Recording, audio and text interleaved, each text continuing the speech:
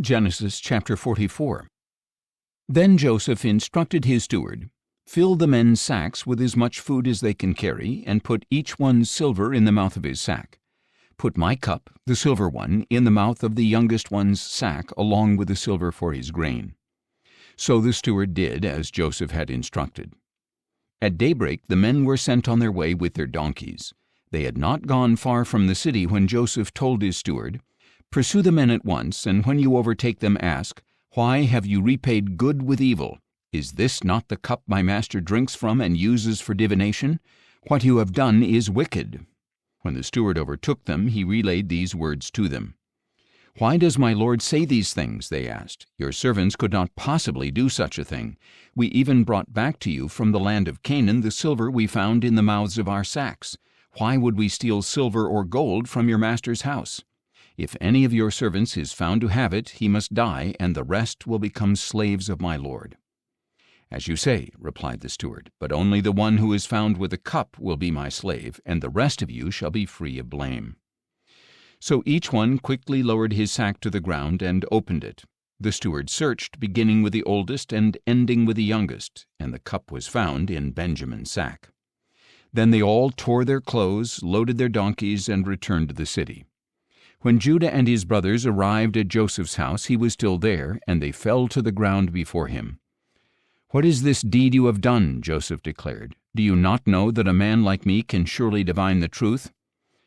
"What can we say to my lord?" Judah replied. "How can we plead? How can we justify ourselves? God has exposed the iniquity of your servants. We are now my lord's slaves, both we and the one who was found with a cup." But Joseph replied, "Far be it from me to do this. The man who is found with a cup will be my slave. The rest of you may return to your father in peace." Then Judah approached Joseph and said, "Sir, please let your servant speak personally to my lord. Do not be angry with your servant, for you are equal to Pharaoh himself. My lord asked his servants, 'Do you have a father or a brother?' And we answered, 'We have an elderly father and a younger brother, the child of his old age. The boy's brother is dead. He is the only one of his mother's sons left, and his father loves him.' Then you told your servants, 'Bring him down to me so that I can see him for myself.' So we said to my lord, 'The boy cannot leave his father. If he were to leave, his father would die.' But you said to your servants, 'Unless your younger brother comes down with you, you will not see my face again.' Now, when we returned to your servant my father, we relayed your words to him. Then our father said, 'Go back and buy us some food.' But we answered, 'We cannot go down there unless our younger brother goes with us. So, if our younger brother is not with us, we cannot see the man.'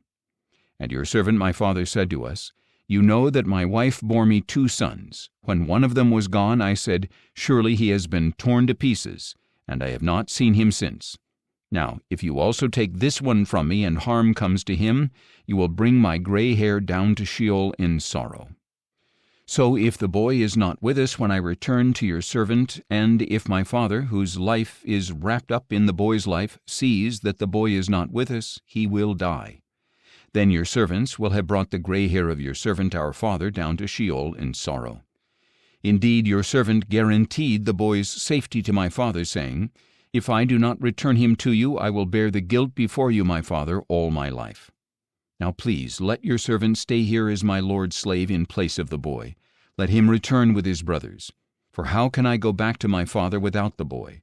I could not bear to see the misery that would overwhelm him."